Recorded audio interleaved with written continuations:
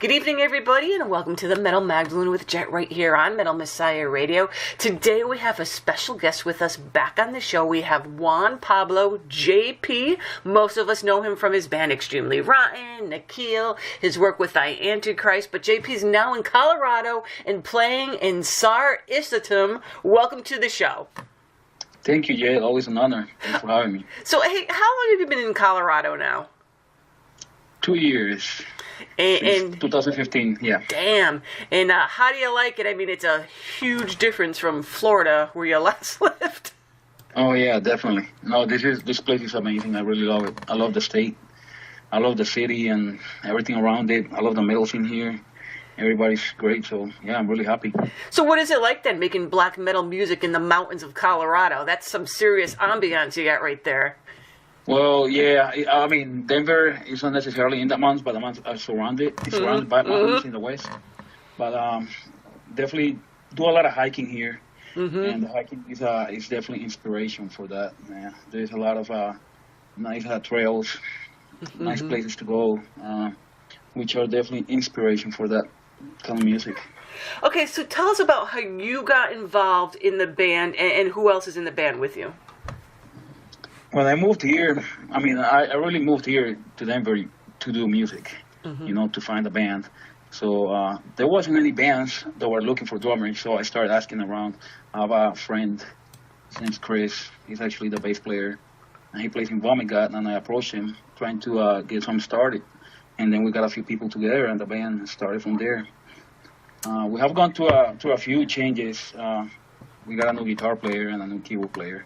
Besides that, it's been the singer, the bass player, and I in the band. And now the band you guys are a black metal band. So what makes your band different than other black metal bands out there, would you say? Well, it's really hard to actually make something really fucking different. But I would say trying to put together symphonic black metal with extreme black metal, with blasting black metal. And at the same time having those elements from back in the 90s, from when black metal started, you know.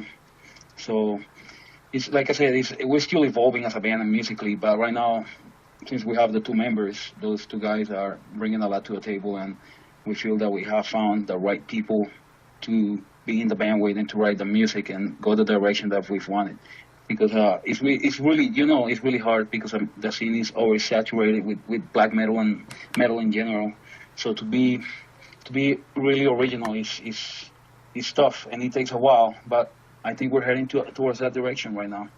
And so what does the name itself mean, Sar Isatum, or how do you say it correctly? Well, I say it's Sar Isatum, but you know I got my accent, so you know how it is. But the name is Sumerian. It was taken from the Sumerian dialect, and it means king of fire.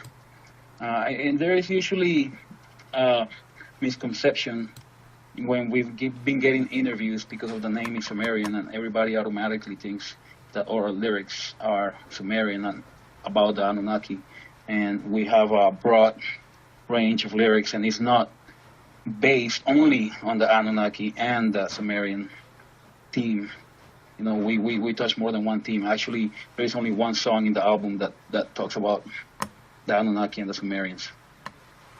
So then tell us lyrically, since you brought it up, what are some of the other themes besides that? Our singer, he writes all the lyrics, and he writes about historical events, native folklore, extraterrestrial theory. We're not basing this band in religion and politics because, I mean, obviously black metal is mainly against Christianity and religion itself. None of us are religious. We're all against it, but we just decided to do something different. You know, again, we're not about politics and any of that. So his topics are actually more interesting to me than just your typical Satan, fuck Christianity, you know, fuck religion itself, not only Christianity. But like, anyway, we all disagree. We all agree that religion is just shit. It's just here to control humankind, you know. But we decided to do something different, lyric-wise. And so the band recently released your debut album, Shurpu. So what does that mean? Shurpu is also Sumerian, you know, hence the name. We wanted to keep the album name Sumerian, and it means purification by fire. And now musically, how did you personally approach this album as far as drums goes? I was trying to do something a little bit different than what I do with the other bands. At the same time, having my own influence.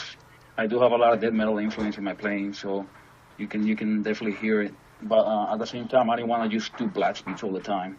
So, and every song has got a different style of drumming. And so, for me, it's more challenging, and it's definitely more self-fulfilling to play this style and trying to add different styles into the band, into a black metal. So tell us a little bit about now the cover art of the album, what it depicts, and who the artist is. Our artist is Mark Cooper, Mind Rape Art. I'm really loyal to him. He's a badass motherfucker. He does great art. He did Extremely Rotten. I think he does Ring of Saturn, but he does a lot of bands, and he's just amazing. And the way I approached the album with him is I messaged him and I told him, listen, Mark, I got this new band, and this is what we're about, and this is what we're thinking with the album cover, but I want to send you the music, and then you can listen to the album, listen to the music, and draw your art from there. And that's how he did it. We gave him the basic idea of what we were looking for in the artwork, and he listened to the album, and he came out with that amazing cover, which we're very pleased. He's great, And now you guys, your official album release show is on the 22nd, but didn't you guys just recently play a show with Belphegor and Cryptopsy? Yeah, we played that show on the 19th a few weeks ago. It was a great show. Belphegor was a real badass band, top-notch, professional. Cryptopsy, I've been listening to Cryptopsy since I'm fucking 16, 17 years old, so it was just great seeing one of my biggest influence in drumming, Flamonier. He was amazing, so... And the reaction, every time we play in Denver, the reaction here is great, We have a good fan base, and we have a lot of friends and a lot of support here.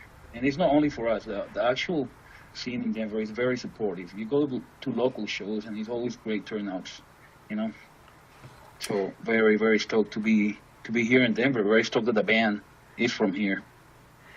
And, the digital copy has been out and released to the media now.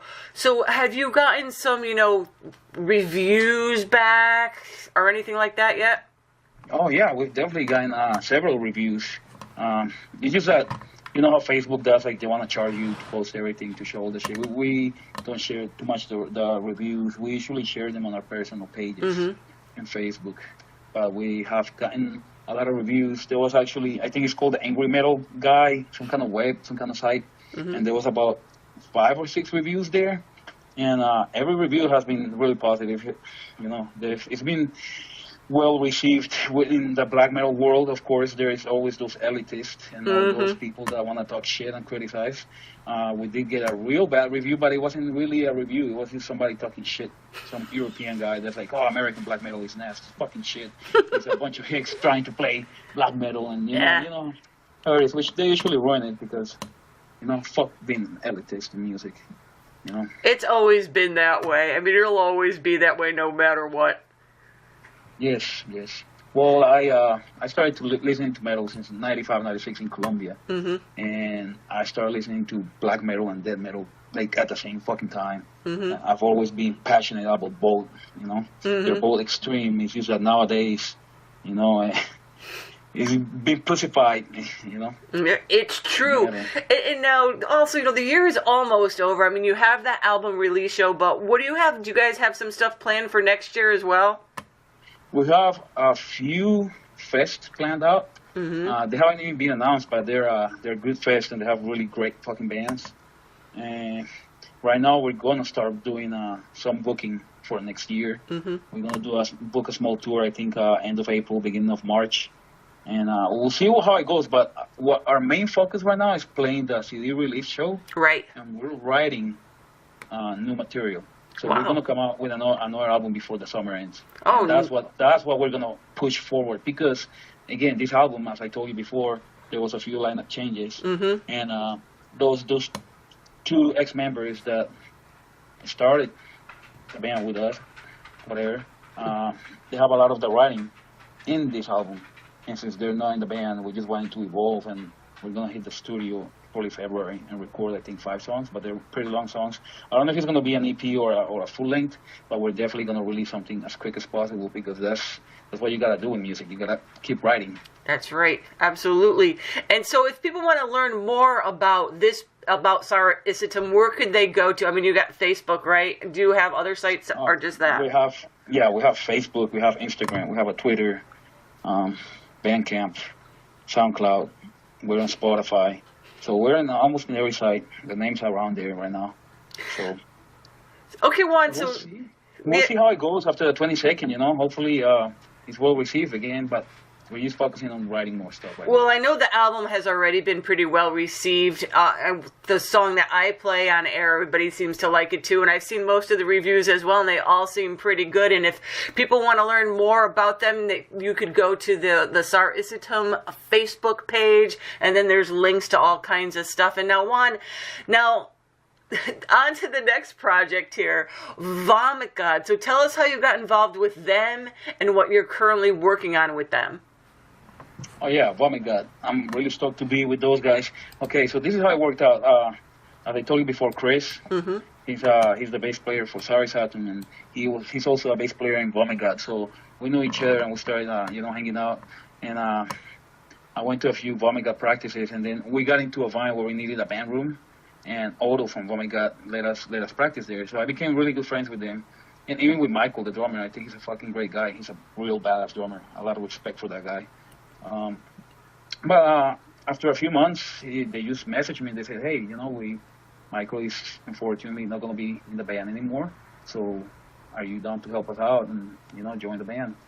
And of course, they're really good friends, and I'm fucking stoked to be playing brutal death metal again. Because as I said, I try to do a lot of different drumming in Sar Isatum with a little bit of death metal influence, which would be like the blasting, the fast parts, but it's completely different than playing brutal death metal. So I'm stoked to be doing it. And we're going to be playing Las Vegas Death Fest this summer. Coming here in 2018. And we'll be doing a tour. I don't know exactly what bands are going to be in the tour, but it should be announced here within a month. They're also going to be releasing the album early next year. But that will be with Michael on drums. So we're also working on new material, which we're going to record something with me since I joined the band. So I'm busy. That's good.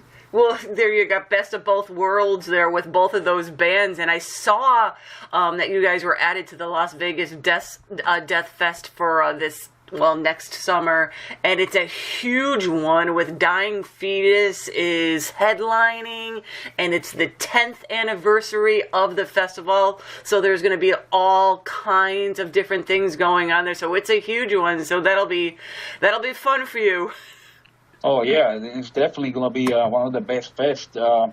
It's not only brutal death metal; they have a lot. It's obviously all death metal bands, but Las Vegas has focused before on being just only brutal death bands. But right now, next year, Michael is just going big, and he's getting a lot of great bands, even Incantation and different styles of death metal. So it's gonna be a big thing, and I'm super excited to be a part of it. I'm grateful, to Michael for having us. This is going to be my 4th Las Vegas Death Fest. Wow. So it's always a great time. It's always a great time hanging out with the metal family. It is. And Vegas. Big party in Vegas. It is. And it looks, just the lineup that he was posting and everything that's going on. And it looks like, now, do they have like an open air stage this year? Yeah, that's what they're going to do. I'm really excited to see how it's going to work out, Hopefully a lot of people from around the world will come up and will fill this place up. And he's doing it in May, so it's not going to be fucking miserable 120 degrees, It's going to be hot, but it's not going to be summer hot. No. So I think it's going to be amazing. I think it's going to be one for the books, to remember. Absolutely. And now both of these bands can be found on Facebook. You can keep up with both of them. Are you going to be able to keep up with both of them, Juan? Fuck yeah, I'm practicing. I practice five nights a week. Actually, Sunday I do double duty and I play drums for like 6 hours. Oh, wow. 5 to 6 hours. So yeah, I've been busting my ass these past few months. So that's what keeps me happy. Playing drums. Playing drums is my passion. Metal is my fucking passion. Ever since my fucking kids, more than 20 years listening to metal, being committed to metal. So keep moving forward, keep fucking blasting until the day I die. Until the day I can't fucking blast. Well, you're going to be doing a lot of it next year with both fuck. bands. And again, people can find both bands, both Vomit God and Sar Isatum, on Facebook. And they always have links to everything that's going on and their music and everything else. And Juan, as always, it's been a pleasure having you on the show, and all the best to you and all your projects, and have a great new year. Yeah, always grateful to you and Metal Messiah. It's amazing. Always been great supporter, a great friend, and thank you for having me. Thank you for supporting the bands. Thank you for doing this show and keeping the metal alive and keeping the information out there for people to hear about, about everything that's going on in that fucking metal world. Thank you, Jet. You fucking rule. Appreciate it.